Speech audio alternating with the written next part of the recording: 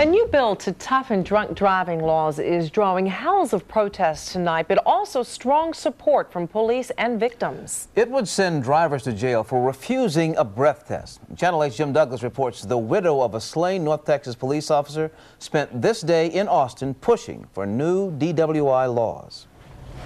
The first thing I remembered was Darren telling me when 4 officers have come, I'm gone.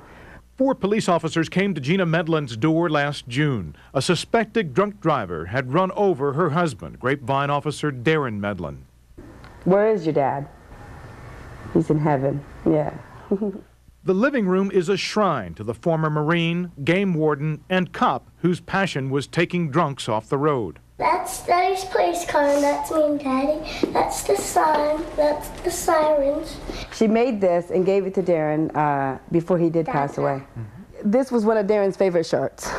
I know it's a little unusual, but the girls like to sleep on it. It makes them feel comfortable with it. This is the world Gina Medlin wants to share with Texas lawmakers considering stiffer DWI laws. The most controversial would make it a crime to refuse a breath test. How un-American is that? Mimi Coffey is one of many attorneys fighting the bill as unconstitutional. You have a right not to produce any type of self-incriminating evidence against yourself. If you exercise that right, you are now going to be guilty of a crime. Your refusal is already evidence that can be used against you. It's already been determined by the highest court in this state that it isn't an infringement on your right against self-incrimination. Tarrant County Prosecutor Richard Alpert says half of all suspected DWIs now refuse a breath test. He urges lawmakers to make it a crime. He's also pushing a bill to increase penalties for drunk drivers who kill police officers. This is Vicente Martinez. He killed Lewis and Crocker.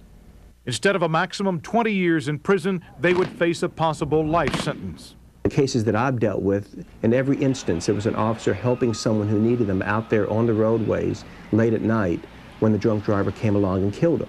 When I sleep at night, I wake up at 2:30 and then I wake up at 4:30.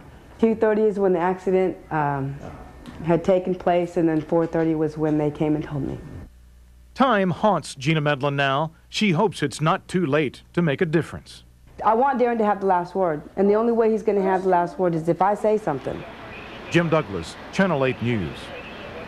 So far, 7 states have made it a crime to refuse a breath test.